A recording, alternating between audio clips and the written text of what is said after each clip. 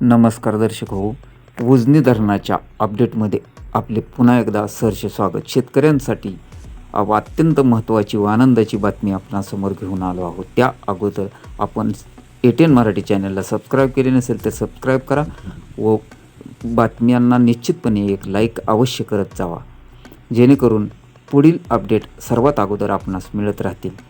उजनी धरणातून भीमासिना सिंचन आवर्तनासाठी जोड कालव्यातून जो सकाळी 200 क्युसेकचा विसर्ग सोडण्यात येत होता तो आता वाढवून 400 क्युसेक्स करण्यात आलेला आहे दुपारी 11:30 वाजल्यापासून.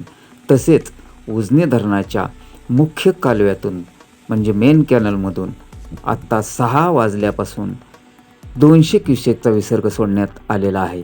तसेच या विसर्गामध्ये आवश्यकतेनुसार वाढ करण्यात येणार असून संबंधित कॅनल परिसरातील सर्व नागरिकांनी दक्षता व काळजी घेण्याचे आवाहन उजनी धरण व्यवस्थापन प्रशासनाने केलेले आहे.